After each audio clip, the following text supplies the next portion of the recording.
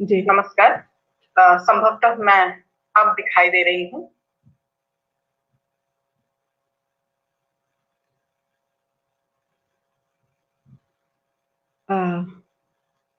रामेश्वरी नेहरू जी का जन्मदिन हम सबको 10 दिसंबर को मनाना था और 10 दिसंबर को आदरणीय मंगलेश डबराल जी का देहांत हो जाने के कारण ये कार्यक्रम स्थगित हो गया। और आज भी मुझे 7 बजे ऑनलाइन आना था, लेकिन ऐसा लगता है कि जमाने भर के विघ्न इसी कार्यक्रम में होने थे, तो बहुत विलंब से मैं यहाँ पर मौजूद हूँ। मुझे नहीं मालूम कि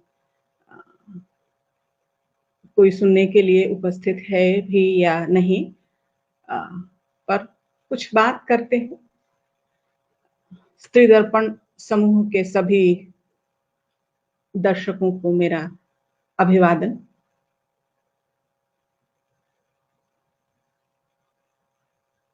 हम लोग स्त्री दर्पण नामक समूह के माध्यम से इस चर्चा को सुन रहे हैं और स्त्री दर्पण पत्रिका अपने आप में बहुत ही महत्वपूर्ण पत्रिका रही है, जिसने स्त्रियों के लिए काम करने का, स्त्रियों के लिए एक तरह से आंदोलन चलाने का काम किया है।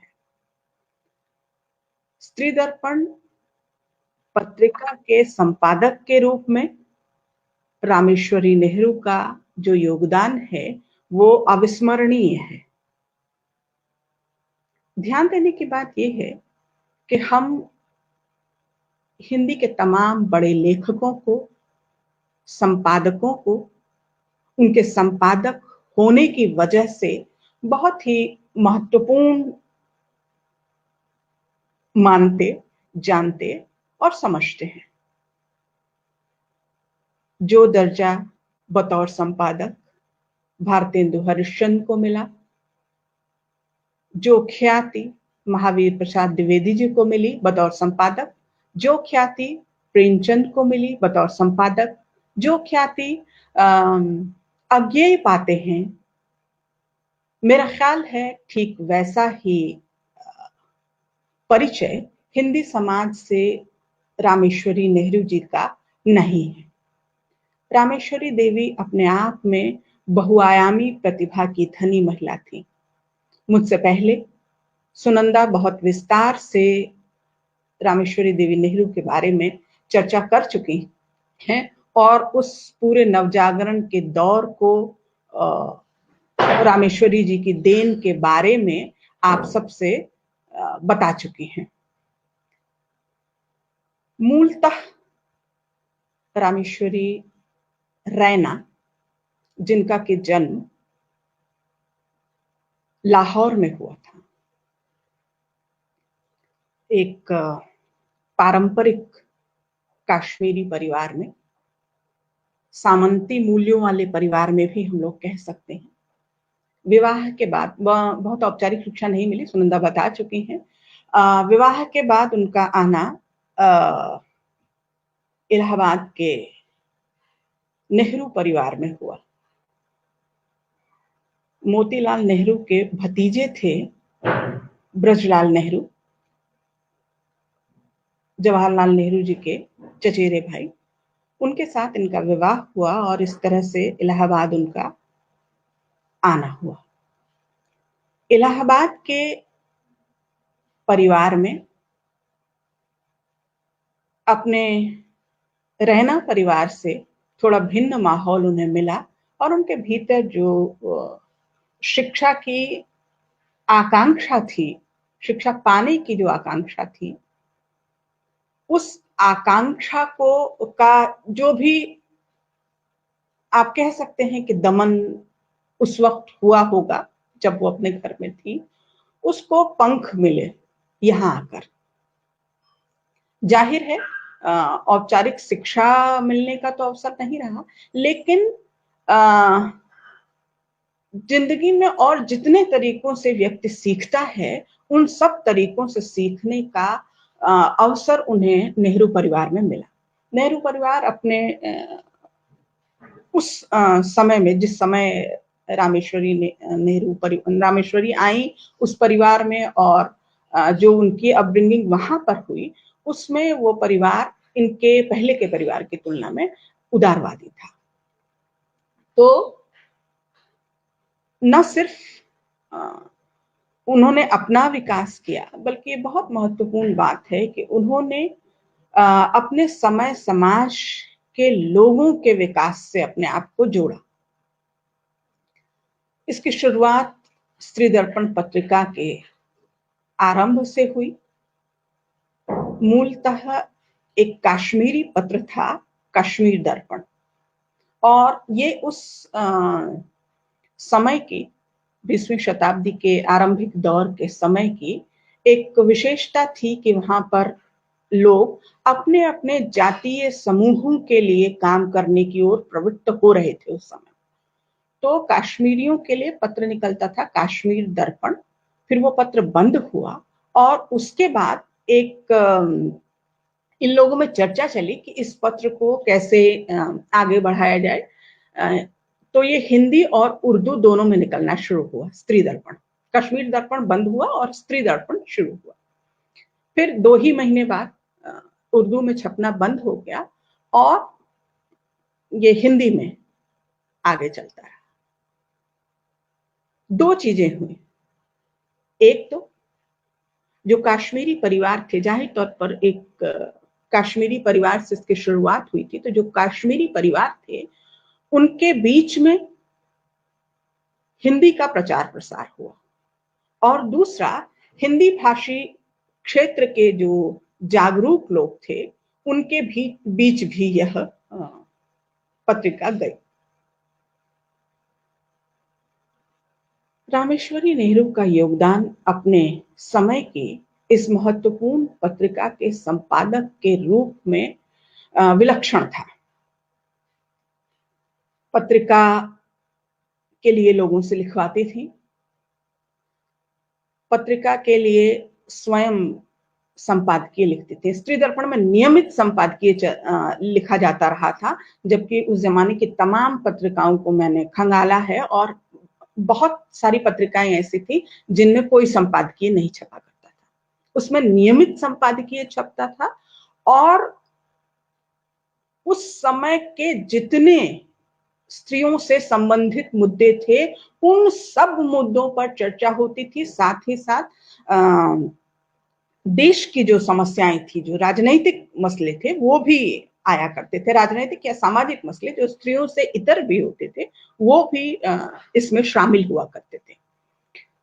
तो नियमित संपादकीय का लेखन होता था, और उस संपादकीय में देश भर में विभिन्न मुद्दे जो चल रहे हैं उनको उठाकर रामेश्वरी नेहरू अपनी बात रखा करती थी। वो कभी कुली प्रथा के बारे में हो, वो स्त्रियों की शिक्षा के बारे में हो, वो स्त्रियों के मताधिकार का मुद्दा हो सकता था, वो गांधी जी का कहीं किसी खास जगह पर दिया गया भाषण हो सकता था, वो गांधी जी के द्वारा किए गए काम हो सकते थे, वो खादी के प्रति लोगों को जागरूक करना हो सकता था। यानी उसकी रेंज बहुत विशद थी।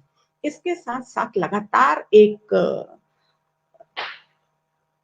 विषय ये लोग उठाते थे, उसमें देश भर की स्त्रियों की, जाहिर तौर पे भारत बहुत बड़ा देश है और भिन्न भिन्न क्षेत्र की स्त्रियों का रीति रिवाज, खान पान, व्यवहार इत्यादि जो भिन्न होता है, उन चीजों को भी, उनकी परंपराएं जैसे भिन्न या साम्य जो भी है उनमें उनकी भी चर्चा होती थी। तो देश भर की स्त्रियों की चर्चा होती थी। इतना ही नहीं, देश से बाहर भी जो कुछ चल रहा होता था स्त्रियों के मुद्दे पर, उन पर भी चर्चा होती थी। जैसे कि उस दौरान मताधिकार के लिए सारे विश्व में स्त्रियां आंदोलन कर रही थी, और उन आंदोलनों की गमक स्त्री दर्पण तक सुनाई देती थी। सिर्फ इतना ही नहीं कि सामान्य तौर से इन चीजों का जिक्र हुआ हो, बल्कि बड़े ही वाद विवाद और संवाद के भाव से उस समय की अन्य पत्रिकाओं में भी जो कुछ छप रहा होता था उसको ये लोग नोटिस लेते थे और बकायदा उस पर चर्चा करते थे। कोई भी घटना कहीं घट रही हो उस पर रामेश्वरी जी की एक टिप्पणी आ जाया करती थी। और ये अपने आप में दुखद है कि रामेश्वरी नेहरू के का जो कुछ भी लिखा पढ़ा है वो हिंदी में मौजूद नहीं है। जो कुछ है वो पत्र पत्रिकाओं में गुम है। बाद बाकी गांधी इज माई स्टार नाम से एक पुस्तक उनके भाषणों की छपी हुई है, जो पटना से छपी है, वो मौजूद मिलती है और अंग्रेजी में उनके भाषणों का एक संग्रह यानी कि मौजूद है, पर हिंदी में ऐसा नहीं है। रामेश्वरी जी न सिर्फ स्त्री दर्पण के संपादकीय लिख रही थी, अन्य पत्रिकाओं और स्त्री दर्पण के लिए लेख लिख रही थी, बल्कि वो देश भर में घूम घूम के, देश भर में और विदेशों में भी घूम घूम के व्याख्यान दिया करती थी। तो मेरा ख्याल है उनके व्याख्यानों का भी यदि संकलन करने की कोशिश की जाए तो वो एक उनके बहुआयामी व्यक्तित्व को बतौर लेखक और बतौर संपादक प्रकाशित करने का एक महत्वपूर्ण जरिया हो सकता है। बहरहाल, जैसा मैंने कहा कि उनका व्यक्तित्व बहुआयामी था और बाद के वर्षों में स्त्री दर्पण पत्रिका का संपादन 1909 से 1929 तक हुआ। मैं 1929 तक जब कह रही हूं तो मैंने स्वयं जनवरी 1929 तक के अंक देखे हैं। मुझे भी पुख्ता सूचना नहीं है कि ये 1929 के बाद बंद हो गई, लेकिन जैसा उसका स्वरूप हो चला था उसके आधार पे मैं अनुमान के आधार पर कहती हूँ कि 1929 तक ही इसका प्रकाशन हुआ होगा। जनवरी के बाद के अंक मुझे देखने को नहीं मिले। संभव है कि जनवरी 1929 के बाद भी कुछ अंक निकले। स्त्री दर्पण पत्रिका 9 में शुरू हुई थी और इसको धार में आने में, कोई भी चीज जब उसकी शुरुआत होती है तो शुरू में ही वो बहुत प्रखर नहीं होती है, उसको प्रखरता पाने में कुछ वर्ष लगे थे। और जैसा कि स्त्री दर्पण के विभिन्न अंक देखने के बाद मैं कह सकती हूँ कि लगभग 1914 के आसपास इस पत्रिका में धार आ गई थी और 1914 से यह जो प्रखरता है इसकी वो लगभग 1923 तक दिखाई देती है। 1923 में स्त्री दर्पण कानपुर चली गई प्रयाग से और रामेश्वरी जी इसके संपादक नहीं बल्कि अन्य अन्य लोगों ने इसका संपादन किया और यह भी बाद के अंकों में देखने में आया कि वो जो भिन्न भिन्न लोगों ने संपादन किया वह कोई भी इस पत्रिका और इस पत्रिका के स्वरूप के साथ बहुत न्याय लोग नहीं कर सके। बीच में दो पुरुष भी आए इसका संपादन करने के लिए और फिर ऐसा लगा कि भाई पुरुषों से जिस तरह के मुद्दे स्त्री दर्पण पत्रिका उठाती है, जिस तरह की बातें कहती है, वो उनसे नहीं सध पा रहा है, तो फिर पुनः कुछ स्त्रियों को उसके संपादन का काम दिया गया और वो भी बहुत तेजी से संपादक बने। 1923 के बाद 1929 तक लगभग 6 संपादक इसके बदल गए। तो अनुमान आधारित मैं कहती हूँ कि 1929 में यह समाप्त हो गई होगी और 1923 में रामेश्वरी जी ने जो इसे कानपुर के लिए दे दिया, वो प्रयाग से प्रकाशित नहीं होती थी। उसके पीछे कारण उनकी व्यस्तता ही थी कि धीरे धीरे वो और कामों में व्यस्त होती चली गई, सामाजिक कार्यों में ज्यादा व्यस्त होती चली गई। रामेश्वर जी के बारे में एक बात पर, छोटी सी बात पे आप उनका ध्यान आकर्षित करना चाहती हूँ कि उनके पति जो है वो प्रशासनिक सेवाओं से जुड़े हुए थे। प्रशासनिक सेवाओं से जुड़े हुए थे इसलिए नेहरू जी के परिवार में रामेश्वरी जी बहुत प्रखर चेतना से संपन्न होते हुए भी बहुत खुलकर सामाजिक कार्य तो करती थी, राजनीतिक गतिविधियों में बहुत खुलकर भाग नहीं लिया करती थी। हालांकि उनके भीतर उस राजनीतिक कार्यों को न कर पाने की छटपटाहट लगातार रहती थी और प्रकारांतर से भारतीय राजनीतिक आजादी का जो आंदोलन है वो बिना सामाजिक आजादी के आंदोलन के पूरा ही नहीं होता है। पर सीधे राजनीतिक गतिविधियों में हस्तक्षेप करने की उनकी इच्छा बहुत रहती होगी, जिस इच्छा का वो थोड़ा उसको दमन करती थी, संकोच में रहती थी, क्योंकि वो प्रशासनिक सेवा के अधिकारी थे।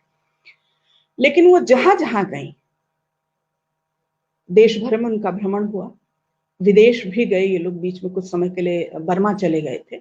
तो बर्मा चले गए थे तो वहां से संपादन का भार, कमला नेहरू मैनेजर थी स्त्री दर्पण पत्रिका की, तो संपादन का भार कमला नेहरू को देकर रामेश्वरी जी बर्मा चली गई, और फिर बर्मा से उनके लेख आते रहते थे, बर्मा की स्त्रियों के बारे में बताते हुए। तो वो जहां कहीं रही, स्त्री दर्पण के प्रकाशन का जो उनका दौर था, जब तक उसके संपादक के तौर पर वो सक्रिय रही, तब तक स्त्रियों से जुड़े लगभग हर मुद्दे को वो स्पर्श करती रही। जहां रही वहां से उन्होंने वहां के स्त्रियों के हालात को देखने और समझने की कोशिश की, और भारत की या भारत के विभिन्न हिस्सों की स्त्रियों की समस्याओं को एक से दूसरे तक पहुंचाती रही। रामेश्वरी जी के बारे में एक पुस्तक आई पिछले दिनों, कमलेश मोहन जी की, रामेश्वरी नेहरू। उसको पढ़ के मुझे ऐसा लगा कि लाहौर इनका पितृगृह था, और लाहौर से इनका आना जाना बराबर बना रहा।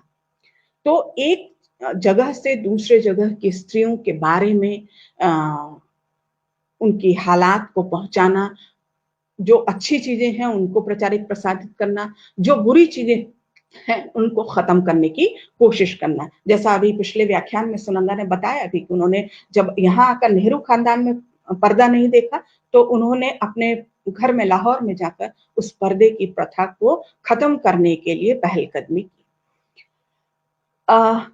लाहौर उनका घर था, और यह बात मेरा ध्यान आकर्षित करती है कि जब मैं कहती हूँ कि रामेश्वरी जी बहुआयामी चेतना संपन्न थी, तो परवर्ती जो उनका विकास हुआ है, ये स्त्री दर्पण पत्रिका के संपादन के बाद जिस तरह के सामाजिक कार्य उन्होंने किए, और 1942 में उनके पति जब प्रशासनिक सेवाओं से सेवानिवृत्त हुए, तब मुझे मालूम नहीं सेवानिवृत्त हुए या उन्होंने छोड़ दी, ये तथ्य मुझे मालूम नहीं है। तो बहरहाल उसके बाद वो सक्रिय राजनीति में उन्होंने हस्तक्षेप किया, और फिर तो वो आंदोलन वगैरह करते हुए जेल भी गए। तो स्वतंत्रता सेनानी के रूप में उनका वो किरदार 1942 के बाद उभर कर आया।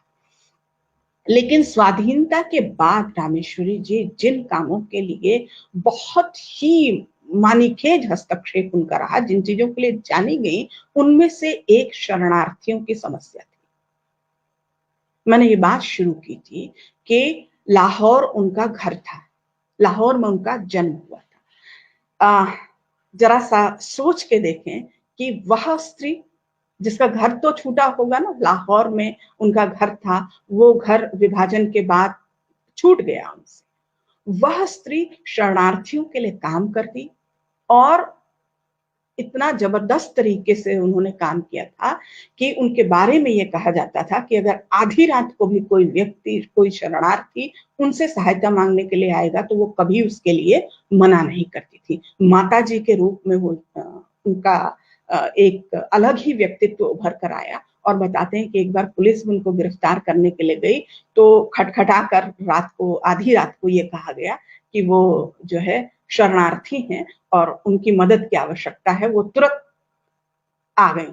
हालांकि स्वाधीनता आंदोलन के जो भी लोग हैं वो इनकार तो किया ही नहीं करते थे जेल जाने से, पर भी उनको नीचे बुलाने का सबसे जो आसान तरीका पुलिस को भी समझ में आया, वो ये कि वो शरणार्थी हैं और उन शरणार्थियों के मदद के लिए वो किसी भी समय हाजिर होंगी। तो एक ऐसा व्यक्ति जिसका स्वयं का घर छूटा, उससे बेहतर शरणार्थियों की पीड़ा को कौन समझ सकता है। तो जाहिर तौर पर यह उस समय का जो पॉलिटिकल स्ट्रक्चर होगा, उसकी भी विशेषता थी कि किस व्यक्ति को कौन सा काम दिया जाना है। न सिर्फ ये उसके लिए जानी गई, शरणार्थियों के काम के लिए, बल्कि महात्मा गांधी से बहुत प्रभावित थे, बेहद प्रभावित थे रामेश्वरी जी भी और उमा नेहरू भी। तो रामेश्वरी जी तो उस पुस्तक को मैंने जैसा बताया कि अंग्रेजी में उनकी एक पुस्तक है, तो उस पुस्तक का नाम ही है गांधी इज माई स्टार।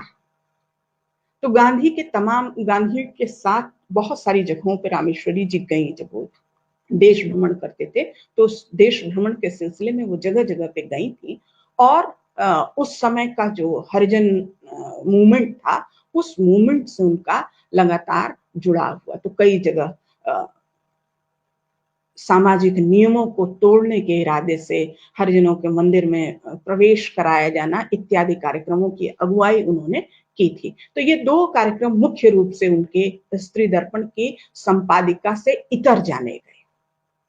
उसके बाद भी जब यह दौर चल ही रहा था, जैसे मैंने कहा स्वाधीनता का, और जब अपनी व्यस्तता के कारण इन्होंने स्त्री दर्पण के संपादन छोड़ा होगा, उस संपादन होने से थोड़ा सा अवकाश पाना चाहा होगा, उस दौर में भारतीय स्त्रियों के उत्थान के लिए, उनकी हालात को सुधारने के लिए जो कमेटियां बनी, उनमें से अधिकांश की सदस्य रामेश्वरी जी थी।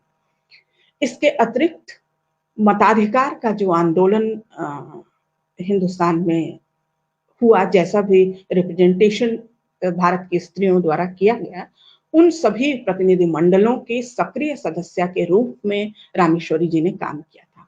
और बाद के वर्षों में, स्वाधीनता के बाद के वर्षों में, जैसा मैंने बताया है कि हरिजन उत्थान के कार्यक्रमों में और शरणार्थियों के कार्यक्रमों के लिए उनकी प्रतिबद्धता रही। इसके अतिरिक्त विश्व शांति और निरस्त्रीकरण के कार्यक्रम, जो कि नेहरू जी की सरकार की पॉलिसी थे, उन कार्यक्रमों के तहत इनको एक वैश्विक पुरस्कार भी मिला था, लेनिन शांति पुरस्कार, और पद्मश्री उनको मिल चुका था। ये आप सुबह से वॉल पर देख ही रहे होंगे स्त्री दर्पण समूह की। तो इस तरह से बतौर संपादक, बतौर लेखक, उनकी जो राजनीतिक सक्रियता रही, उस राजनीतिक सक्रियता को तो पर्याप्त पुरस्कार मिला। लेकिन हम हिंदी के लोग, हमने उनके संपादन कौशल को बिल्कुल भुला दिया। बतौर संपादक हम लोग उनकी किसी विशेष पहचान से परिचित नहीं है, और बतौर लेखक तो बिल्कुल ही नहीं है, कह देते हैं। एक और चीज मेरा ध्यान आकर्षित करती है कि आखिर क्या कारण ऐसा रहा होगा कि स्त्री दर्पण पत्रिका, रामेश्वरी नेहरू, उमा नेहरू इत्यादि के बारे में कोई चर्चा ही नहीं होती। रामेश्वरी जी का तो तब भी बाद के जो काम है उनके तहत इतिहास के पुस्तकों में उनका नामोल्लेख होता है, लेकिन बतौर लेखक उस तरह से उनको कोई पहचान नहीं मिली। बतौर संपादक लोगों को मालूम ही नहीं है कि स्त्री दर्पण क्या चीज है और किस टेम्परामेंट की पत्रिका है। स्त्री दर्पण पत्रिका का उस दौर में 20वीं शताब्दी के आरंभ के 3 दशकों में एक स्त्री आंदोलन खड़ा करने में बहुत महत्वपूर्ण स्थान है। जब मैं स्त्री आंदोलन खड़ा करना कहती हूँ तो मैं यूं ही नहीं कह रही हूँ, उसको अतिशयोक्ति बना के नहीं कह रही हूँ, बल्कि अगर आप स्त्री केंद्रित साहित्य में थोड़ी भी दिलचस्पी रखते हैं तो लोग जानते हैं कि चांद का एक स्त्री आंदोलन अंक प्रकाशित हुआ था, चांद का एक विदुषी अंक भी प्रकाशित हुआ था। तो ये जो नारी आंदोलन अंक है, वो चांद का जो नारी आंदोलन अंक है, उसने रेखांकित किया कि कैसे दुनिया भर में स्त्रियों के आंदोलन हो रहे हैं और हिंदुस्तान में भी स्त्रियां अपने अधिकारों के लिए खड़ी हो रही हैं, उनको मालूम चल रहा है कि उनके अधिकार क्या है। स्त्री दर्पण पत्रिका उस जमाने की जितनी सामाजिक समस्याएं थी, राजनीतिक समस्याएं थी, जो स्त्रियों से जुड़ी समस्याएं थी, उन सबको तो संबोधित है ही। भाई, वो स्त्रियों की शिक्षा की बात करते हैं, वो पर्दे की खिलाफत की बात करते हैं, वो बाल विवाह का विरोध करते हैं, विधवाओं की स्थिति समाज में कैसे सुधरे उसकी चर्चा करते हैं, मृतक स्त्री विवाह की बात बड़े आंदोलनात्मक तरीके से स्त्री दर्पण पत्रिका में होती है। मृतक स्त्री विवाह यानी उस पुरुष का विवाह जिसकी स्त्री मृत हो चुकी हो, और ये उस समय के समूचे भारत की समस्या थी। कि स्त्री का, किसी पुरुष की स्त्री का देहांत हो गया, उसकी उम्र कुछ भी हो, वो तत्काल पुनर्विवाह कर लिया करता था। चाहे, अच्छा, उसमें समस्या ये आती थी कि बड़ी आयु के पुरुष भी छोटी छोटी बच्चियों से विवाह किया करते थे और उसके बाद फिर कुछ समय बाद उनका देहांत हो जाता था और वो बच्चियां विधवा का जीवन जीने को अभिशप्त हो जाती थी। विधवाओं के लिए, स्त्रियों के लिए पुनर्विवाह की सुविधा नहीं थी और पुरुषों के लिए, किसी भी आयु के पुरुष हो, उनके पुनर्विवाह की सहूलियतें समाज में थी। तो ये सब मुद्दे तो चर्चा थे। ये जेवर के मुद्दों पे खूब बात हो रही थी। मेरा बड़ा ध्यान आकर्षित करते हैं ये चीजें कि एक पूरा दौर है जिसमें सारे लेखक जेवरों पे लिख रहे हैं, जेवरों की खिलाफत करते हुए लिख रहे हैं, जेवरों से क्या हानि होती है उस पर लिख रहे हैं, दहेज पर बात हो रही है। तो जो मुद्दे थे सामाजिक, उन पर तो चर्चा हो ही रही थी, पर उन मुद्दों के अतिरिक्त स्त्री दर्पण पत्रिका स्त्री के अस्तित्व और व्यक्तित्व पर भी चर्चा कर रही थी। ये अपने आप में कमाल की बात है। वो समय जहां स्त्रियों के लिए दुनिया बहुत सीमित थी, स्त्रियों को की शिक्षा को लेकर पूरा भारतीय समाज आंदोलित था। आंदोलित पूरा भारतीय समाज इस रूप में था कि कुछ जागरूक लोग हैं, वो कह रहे हैं कि स्त्रियों को शिक्षा मिलनी चाहिए, स्त्रियों की शिक्षा होनी चाहिए, और आधे से ज्यादा लोग इस बात के लिए बिल्कुल बौखलाए फिर रहे हैं कि स्त्रियों की को शिक्षा मिल जाएगी तो भारतीय सामाजिक व्यवस्था, जो पारंपरिक सामाजिक व्यवस्था है, उस व्यवस्था का क्या होगा। अब बीते कुछ समय से स्त्री दर्पण पर चर्चा हो रही है और कुछ पुस्तकें भी आई हैं, जैसे एक स्त्री दर्पण पत्रिका के जनवरी से लेके जुलाई तक के 1910 के अंक गरिमा श्रीवास्तव जी ने संपादित किए हैं। वो पत्रिका मौजूद है, वो पत्रिका पुस्तक के रूप में मौजूद है। किंगसन पटेल हैं, उन्होंने स्त्री दर्पण के विभिन्न अंकों से कुछ लेख लेके उसको संपादित करने का काम किया है। लेकिन स्त्री दर्पण पत्रिका अपने आप में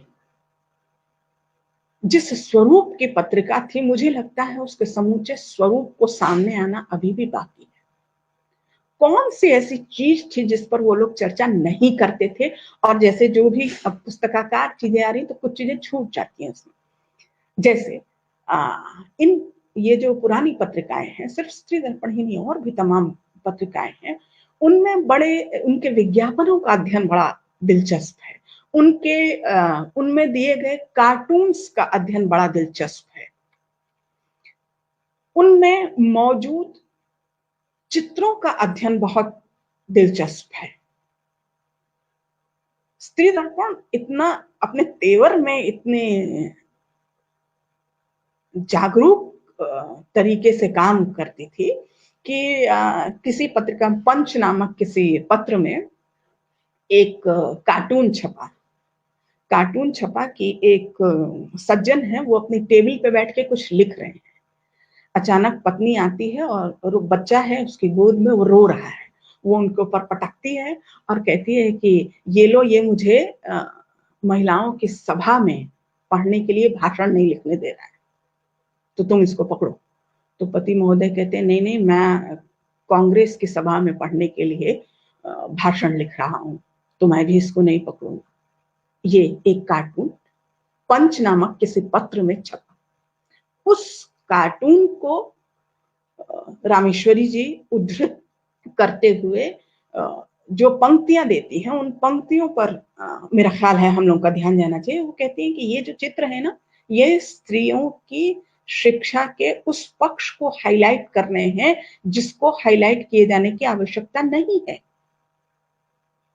स्त्रियों की शिक्षा की आवश्यकता है और वो इस तरह के चित्रों के माध्यम से वह उद्देश्य बाधित होता है। तो जब वो ये कहती हैं कि ये उद्देश्य बाधित होता है, और तो फिर उनका समाज का नक्शा कैसा है, वे क्या करेंगी? ये सवाल बार बार उठ रहा था कि जब स्त्रियां पढ़ जाएंगी तो भाई परिवारों की देखभाल कौन करेगा? तो उनका प्रत्युत्तर होता है इसके संदर्भ में कि जब दोनों बराबरी के स्तर पे होंगे, स्त्री भी और पुरुष भी दोनों पढ़े लिखे होंगे, दोनों एक दूसरे की सहायता कर सकेंगे और जब जिसे आवश्यकता है एक दूसरे के लिए सहारा बन सकेंगे। तो वहां वो जो बच्चा, अब आज के समय की अगर हम दुनिया देखें तो शायद ये वही दुनिया है आज के समय की। मैं सभी उसकी बात तो नहीं करती, सभी जगहों की, सभी स्थानों की बात नहीं करती, लेकिन पढ़े लिखे परिवार में कुछ हद तक जो परिवर्तन आया है उसमें आपको नक्शा इसका जो उन लोगों ने खींचा था वो दिख जाएगा कि बच्चा है तो जब पति पत्नी में से जिसे जरूरत होती है उस समय दूसरा व्यक्ति बच्चे को संभाल लेता है और इस तरह से परिवार की गाड़ी स्मूथ चलने लगती है। बहरहाल इस तरह के अनेक वो आते थे। किसी और पत्रिका में छपा, जबलपुर की किसी पत्रिका में छपा कि जो है बाबू साहब पति महोदय चश्मा लगा के और सिलबट्टे पे मसाला पीस रहे हैं और बगल में एक कुर्सी में आराम से लेट के पत्नी जी पुस्तक पढ़ रहे हैं। जाहिर है जब ये चित्र है तो वो चित्र यही दिखा रहा है कि भैया स्त्रियों को पढ़ाओ मत। तो जब वो ये इन चित्रों का जिक्र करती है वहां पर स्त्री दर्पण में और साथ ही साथ अपनी टिप्पणियां देती हैं कि ये स्त्री शिक्षा के सही परिदृश्य को सामने लाने वाले चित्र नहीं है, ये जिस किस्म की नकारात्मकता स्त्री शिक्षा को लेकर फैला रहे हैं उस नकारात्मकता की, उस भय की आवश्यकता नहीं है। मुझे याद आता है कि कभी किसी ने उनसे प्रश्न पूछा, प्रश्न उत्तर भी होते थे कि पत्र लिख के लोग प्रश्न पूछते थे कि भाई ऐसा होगा तो क्या होगा। तो किसी उनसे प्रश्न पूछा कि जब स्त्री और पुरुष दोनों बराबर के पढ़े लिखे होंगे तो काम करने के लिए कौन बाहर जाएगा। तो उनका जवाब था जो ज्यादा योग्य होगा वो बाहर जाए और दूसरा व्यक्ति घर संभाले।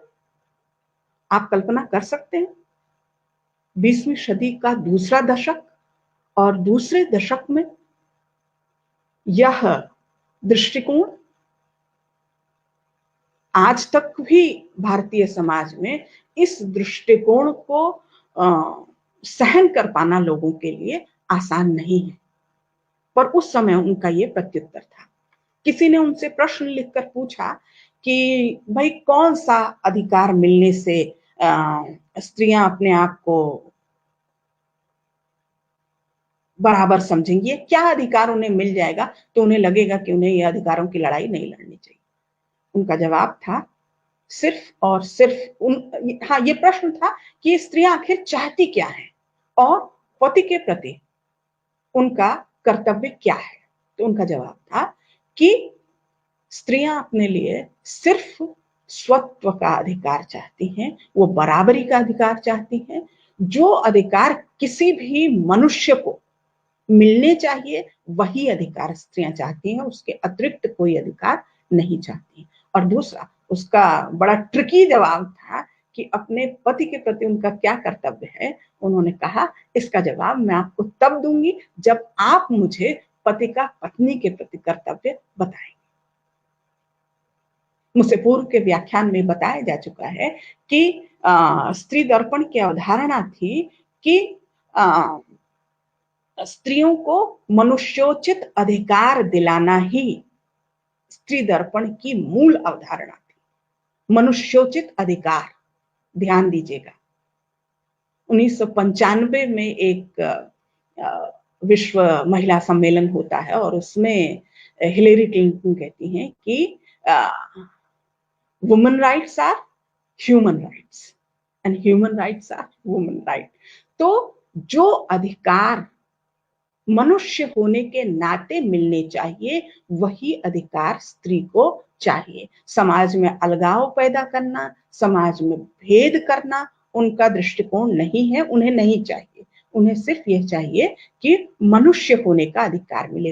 ये बात मनुष्य होने का अधिकार स्त्री को मिले, ये हमारे यहाँ 1909 में एक पत्रिका इस दृष्टिकोण को लेकर आगे बढ़ती है और भी ध्यान दीजिएगा, ये मनुष्य होने का अधिकार स्त्री को दिलाना इसलिए भी बहुत महत्वपूर्ण है कि हमारा सारा भारतीय समाज स्त्रियों को विशेषाधिकार का दर्जा दिया जाता है। आज की तारीख में भी जब भी आप स्त्रियों के अधिकार की बात करेंगे तो बहुत सारे लोग बौखला जाते हैं, कहते हैं क्यों, हमने तो हमारे यहाँ जैसा, हिंदुस्तान जैसा किसी ने विशेषाधिकार स्त्री को दिया है? स्त्री को तो देवी का दर्जा मिला हुआ,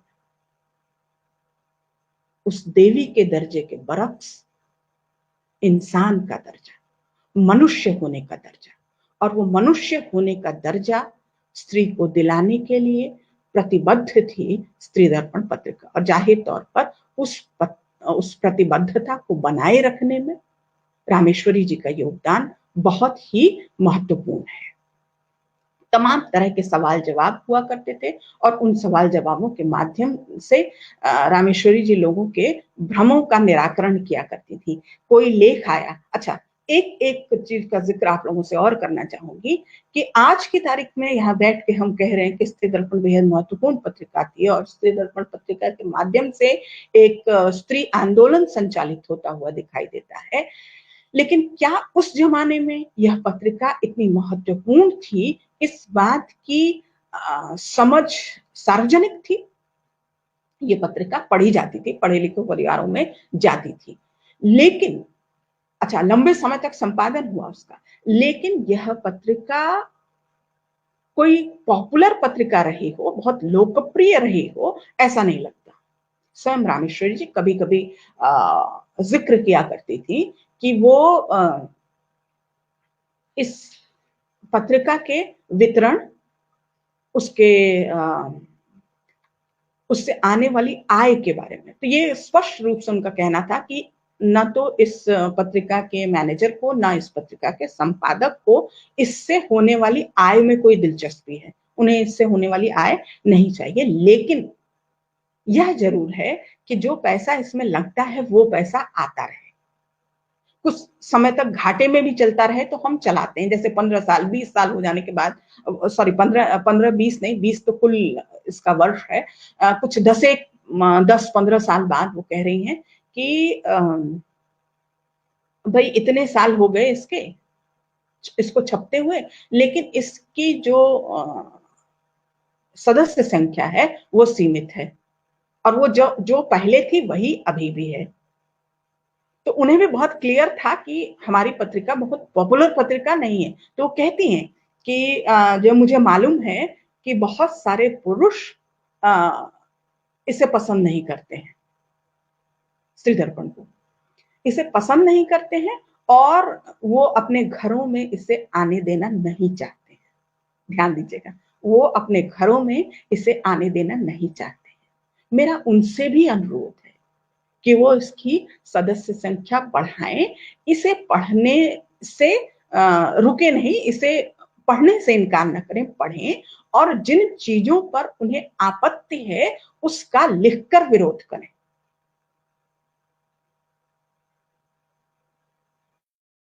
बात है संवाद का। वो ये आगे ये भी कहती हैं कि जब वो लिखकर विरोध करेंगे तब बेहतर तरीके से दोनों पक्षों की समझ इसके पाठक पाठिकाओं को हो सकेगी।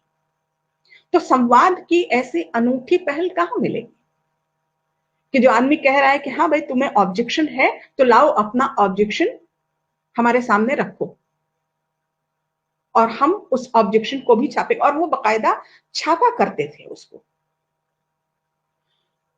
उनके पत्र में, उनके स्त्री दर्पण में जो लेख छपा उसकी चर्चा अगले कई अंकों तक कई बार हुआ करती थी। कोई विचारोत्तेजक लेख होता था, वो विचारोत्तेजना दोनों ही तरह से हो सकती थी, प्रतिगामी मूल्यों को लेकर और प्रगतिशील मूल्यों को लेकर।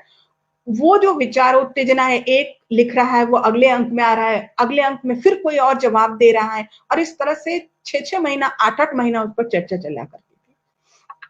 इतना ही नहीं, उस जमाने के अन्य पत्रिकाएं जो थी, जैसे बहुधा इनका संवाद गृहलक्ष्मी के लेखों से हुआ करता था। गृहलक्ष्मी उस समय में छपने वाली एक और पत्रिका है जो तमाम अन्य पत्रिकाओं से बेहतर थी। बेहतर थी तो उससे संवाद की गुंजाइश बनती थी। इन लोगों के कई बार ऐसा भी होता था, जैसे बीच में उमा नेहरू एक बार नाराज हो गई कुछ स्त्री दर्पण के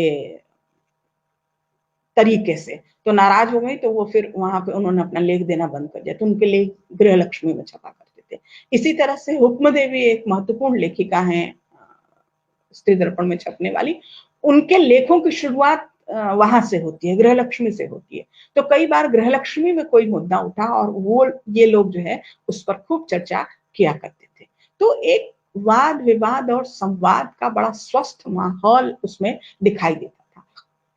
कई बार मुझे ऐसा लगता है, एक बार कोई बातचीत आई और बातचीत के क्रम में आया कि नहीं, बहुत प्रतिगामी किस्म का कोई लेख दिखाई दिया स्त्री दर्पण में। बिल्कुल दिखाई दिया होगा और दिखाई देता था। जाहिर है वो प्रतिगामी लेख पर अगर आप एक लेख से उसका मूल्यांकन करने की कोशिश करेंगे स्त्री दर्पण का, तो मूल्यांकन नहीं कर पाएंगे, क्योंकि अगर प्रतिगामी लेख है तो ऐसा हो ही नहीं सकता कि उस पर अगले अंकों में कोई टिप्पणी ना आए। स्वयं रामेश्वरी नेहरू और उनके तमाम लेखक, उनके पाठक इस बात के लिए बहुत सन्नद्ध रहते थे कि समय और समाज की मांग क्या है और उस पर कैसे मतलब किस तरीके से हमको उन समस्याओं को का निराकरण करने का प्रयास करना है। बड़े बड़े लोग लिख रहे थे। गणेश शंकर विद्यार्थी का एक लेख, और मुझे पढ़कर बड़ा आश्चर्य लगा कि गणेश शंकर विद्यार्थी बिल्कुल खुलकर स्त्रियों के अधिकारों का समर्थन करते थे। और इसी तरह से तिलक एक बार कोई उनकी प्रतिगामी टिप्पणी रही होगी तो उस पर उनकी भी खिंचाई हुई। तो ऐसा नहीं कि कोई बहुत बड़ा व्यक्तित्व है तो उसका वो रिकॉग्नाइज उसको नहीं करेंगे, उसको संज्ञान नहीं लेंगे और छोड़ देंगे। नहीं जी, अगर आपकी बात विरोध करने लायक है तो विरोध तो होगा ही, और समर्थन करने लायक है तो समर्थन भी होगा। दोनों ही चीजें वहां पर दिखती हैं। इस तरह से संवाद की एक बड़ी स्वस्थ परंपरा वहां पर दिखाई देती है। एक बार कहीं जिक्र आया कि भाई स्त्रियों की शिक्षा किस प्रकार की होनी चाहिए, तो रामेश्वरी जी ने जो लेख लिखा, ये सवाल उस समय का बहुत प्रचलित सवाल था। लेख लिखा, बल्कि लेख छपा, वो उन्होंने रंगून में भाषण दिया था कोई स्त्रियों की शिक्षा पर। तो उसका जो मुद्दा था वो ये था कि स्त्रियों की शिक्षा पहले तो मनुष्यत्व को ध्यान में रखकर होनी चाहिए, और फिर दूसरा नंबर है स्त्रीत्व को ध्यान में रखकर होनी चाहिए। और रामेश्वरी नेहरू खिंचाई करती हैं, कहती हैं कि स्त्रियोचित शिक्षा की चर्चा तो बहुत होती है, लेकिन मैंने कभी पुरुषोचित शिक्षा की बात होते नहीं सुनी। आप सोच सकते हैं, फिर मैं आपका ध्यान आकर्षित करूंगी कि ये 20वीं शताब्दी के दूसरे दशक की बातें हैं। आज 100 वर्ष पूरे हो जाने के बाद भी कई बार लगता है कि हम लोग बहुत आगे नहीं बढ़े। उस समय की जो सजग जागरूक लोग थे, वो अपनी सोच में, अपने विचार में हम लोगों की तुलना में हमारा आज का भारतीय समाज है उसकी तुलना में कहीं ज्यादा आगे सोच रखते थे, और शायद तब आज हम लोग यहाँ तक पहुंच सके हैं। अभी भी बहुत सारी जगह परिवर्तन हुए थे, बहुत सारी जगह परिवर्तन नहीं हुए, पर जहां परिवर्तन हुए थे उन परिवर्तनों के होने में इस समूचे विचार क्षेत्र की अगुवाई करने वाले स्त्री दर्पण पत्रिका की भूमिका काफी महत्वपूर्ण है। भिन्न भिन्न तरह के लोग लेख लिखा करते थे, अलग अलग पृष्ठभूमि से। आपको ऐसे ऐसे नाम मिलेंगे विलक्षण कि पत्नी, धर्म पत्नी फला। स्त्रियां अपना नाम तक उस वक्त नहीं लिख सकती थी, और उन स्त्रियों को लेख लिखने के लिए प्रेरित करना, सामने लेकर आना, उनके लिखे हुए को छापना, वो कई बार अनगढ़ भी होते थे, पर कोई नहीं, अगर वो उस अनगढ़ता में भी वो समाज के लिए मूल्यवान है तो उनको स्त्री दर्पण में स्थान मिला। उसी समय की जो पत्रिका है सरस्वती, उसकी कैसी भव्य और दिव्य चर्चा होती है। लेकिन एक स्त्री अधिकारों के लिए काम करने वाली बहुत तेजस्वी और प्रखर पत्रिका की लोगों को जानकारी नहीं है। तो ये अपने आप में बड़ा उदास करने वाला परिदृश्य है। और मेरा ख्याल है भविष्य में स्त्री दर्पण के जैसे जैसे और आयाम सामने आते जाएंगे, वैसे वैसे इसका महत्व और ज्यादा बढ़ता जाएगा। अपने समय के अनेक महत्वपूर्ण लेखक जिनका अब कोई नाम लेवा नहीं है, चाहे वो स्त्री हो या पुरुष हो।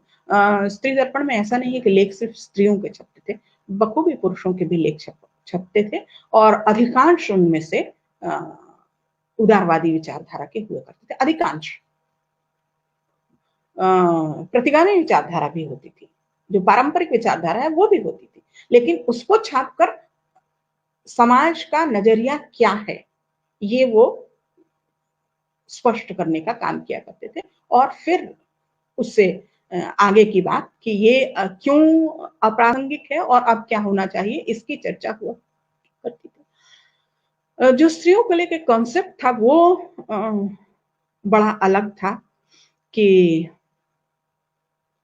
स्त्रियों के क्या कर्तव्य हैं, स्त्रियों को क्या करना चाहिए। तो कहीं पर लिखा रामेश्वरी जी ने कि पति और पुत्र के उपस्थित होने पर उनके आगे पीछे दौड़ने लगना ही स्त्रियों का धर्म नहीं है। उसका धर्म हर तरह से अपना विकास करके अपने जीवन साथी के साथ खड़े होकर बराबरी से काम करने का है। जो व्यक्तित्ववान स्त्री की बात कर रहे हैं, तो साथ ही साथ तुरंत वो वह व्यक्तित्व जो बने उस शिक्षा से, उस सामाजिक सुधार से स्त्री का जो व्यक्तित्व बनेगा, उस व्यक्तित्व का कोई व्यक्तिगत इस्तेमाल करने की, कोई व्यक्तिगत लाभ पाने की आकांक्षा का स्वप्न उन्होंने कतई नहीं दिया। वह जो व्यक्तित्व बनेगा, वह व्यक्तित्व समाज के लिए किस तरह से उपयोगी हो, ये उनकी चिंता का मूल विषय था। जब स्त्री पढ़ेगी, जब स्त्री रूढ़ियों को तोड़कर आगे आएगी, तो जाहिर तौर पर वह समाज के लिए बेहतर तरीके से उपयोगी बन सकेगी, और वो उपयोगी बनाना ही उनकी समूची मशक्कत का केंद्र बिंदु था।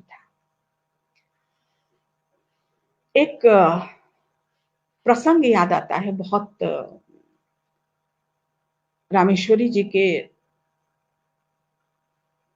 अर्ली, जो प्रारंभिक उनकी युवावस्था थी उसका, उनके पति बृजलाल नेहरू और जवाहरलाल नेहरू दोनों ही इंग्लैंड में पढ़ रहे थे। जब रामेश्वरी जी का विवाह हुआ था तो उनके पति बाहर इंग्लैंड में पढ़ रहे थे, और वो इंग्लैंड में रहते थे, ये इलाहाबाद में रहा करती थी। तो कहा जाता है कि मोतीलाल नेहरू की बड़ी इच्छा थी कि ये जाके वहां पर रहें, और वो ऐसा प्रबंध करने की बात भी किया करते थे। बहरहाल जो चिट्ठी पत्री लिखी जाती थी, तो जवाहरलाल जी भी वहां मौजूद थे इंग्लैंड में उस समय। तो उन्होंने जवाहरलाल जी को एक चिट्ठी लिखी कि जल्दी से वापस आ जाओ, तुम्हारे देश को तुम्हारी बहुत ज्यादा जरूरत है, और तुम अपने देश के लोगों के लिए काम करो। जवाहरलाल जी का उनके मित्रों के बीच, और जाहिर तौर पे ये भाई बहनों के बीच भी पुकारने का नाम रहा होगा जो नाम से पुकारा करते थे। तो चिट्ठी गई, और चिट्ठी इंग्लैंड में इनके अध्यापक थे एक जोसेफ वुड, उनके पास पहुंच गई। जो नाम से चिट्ठी लिखी तो उन्हें भी लोग जो कह के पुकारते थे, वो चिट्ठी उनके नाम पहुंच गई। उन्होंने चिट्ठी को खोल के देखा, और उनके तो फाख्ते उठ गए कि ये क्या है, कौन सा देश मुझे पुकार रहा है, और कहाँ मुझे तत्काल जाना है, लोगों को आवश्यकता है। तो फिर उनका जोसेफ वुड का, वो चिट्ठी जवाहरलाल जी तक नहीं पहुंची, जोसेफ वुड का मोतीलाल नेहरू को पत्र आया कि भाई ये क्या है, किसको लिखा गया, किसने लिखा है। तो फिर पूछताछ हुई तो पता चला कि वो पत्र रामेश्वरी जी ने जवाहरलाल नेहरू को लिखा था। और जो है फिर उन्होंने, जोसेफ वुड ने जवाहरलाल जी से कहा कि वो कौन यंग लेडी है, मैं उससे बड़ा प्रभावित हुआ कि वो इस तरह का पत्र लिख रही है। तो कहीं जिक्र है उसका, कमलेश मोहन जी की पुस्तक में जिक्र है कि वो जो है बाद तक इस बात को जवाहरलाल नेहरू कहते रहे कि मैं जानना चाहता हूँ कि आखिर वो पत्र कौन सा था, मैं उस पत्र को देखना चाहता हूँ जिसने जोसेफ वुड को इतना ज्यादा आतंकित कर दिया था कि ये किसका पत्र आया है। क्या तो माने उनके तेवर जो है वो हमेशा से थोड़ा अलग थे। समग्र व्यक्तित्व की बात करें यदि, उमा नेहरू पर अभी अभी एक काम मैंने ही किया है। तो जब मैं उमा नेहरू के बरक्स इनको मैं नहीं रखती हूँ, जब चर्चाएं होती हैं तो लोग उनको दोनों का तुलनात्मक अध्ययन करते हैं। तो रामेश्वरी जी अपने समूचे एक जैसा भी उनका व्यक्तित्व था, उस व्यक्तित्व के बावजूद थोड़ा मध्यम मार्गी है बतौर बजाय उमा नेहरू जी के। वो थोड़ा मध्यम मार्गी है और कई बार ऐसा अवसर आया स्त्री दर्पण के संपादन के क्रम में कि उन्होंने उस मध्यम मार्ग की वकालत की। जैसे एक बड़ा विवाद उस समय में चलता था, पाश्चात्य नारियां बनाम देशी नारी या पूर्वी नारी। उमा नेहरू का रुख होता था कि भाई पूर्वी पश्चिमी कुछ नहीं, जो बेहतरीन गुण हैं उन गुणों को एक्सेप्ट किया जाना चाहिए समाज के द्वारा। इन्होंने समय समय पर उसको थोड़ा शमित करते हुए कहा कि नहीं भाई, हमारी जो प्राचीन परंपराएं हैं उन परंपराओं को हमारा नमन है, उन परंपराओं को हम मना नहीं करते, उनसे इनकार नहीं करते, और लेकिन उनको साथ लेते हुए हम आगे चलने की बात करते हैं। थोड़ा थोड़ा कहीं विरोधाभास भी दिखते हैं। एक जगह उन्होंने एक संपादकीय में कहा, किसी ने सती और सुकन्या की बड़ी महिमा का गान किया था, तो उन्होंने कहा क्या हमारे समाज में यही दो देवियां हैं जिन पर बात होनी चाहिए? इनसे अतिरिक्त भी बहुत सारी देवियां ऐसी हैं जिन पर चर्चा होनी चाहिए और उन पर चर्चा नहीं होती है। तो बहुत पहले कहीं हजायब शाह द्विवेदी जी को पढ़ते हुए कहा था कि बुद्धिमान व्यक्ति वह होता है जिसका एक पांव उठा हुआ होता है और एक पांव जमीन पर होता है। रामेश्वरी नेहरू ऐसी ही संपादिका थी जिनका एक पांव परंपराओं की जमीन पर था और दूसरा उठा हुआ पांव बेहतर भविष्य की रूपरेखा तैयार करने का काम कर रहा था। बहुत कुछ है उनके बारे में कहने को। उनका जो कार्यक्षेत्र है वो बहुत विशाल है, नया भी है, क्योंकि उस पर बहुत ज्यादा चर्चाएं हुई नहीं, लोग बहुत परिचित नहीं हैं उस पूरे परिदृश्य से। पर एक तो तकनीकी बाध्यताओं के चलते ये सेशन वैसे भी बहुत लेट हो गया और अब लगभग घंटा भर होने को है, तो मैं बहुत ज्यादा आप लोगों को पकाना नहीं चाहती। भविष्य में फिर कभी मौका मिलेगा तो फिर हम रामेश्वरी देवी नेहरू के अन्य आयामों पर, उनके लिखे संपादकीयों पर, उनके लेखों पर और बातचीत करेंगे। आप सबका इतना विलंब, इतने तकनीकी बाधाओं के बावजूद मौजूद रहने का, मुझे सुनने के लिए आपका बहुत बहुत धन्यवाद। और उनके जन्मदिन पर हम सबको ये उपहार है उनकी ही तरफ से कि हम उनको और बेहतर तरीके से जानें। धन्यवाद।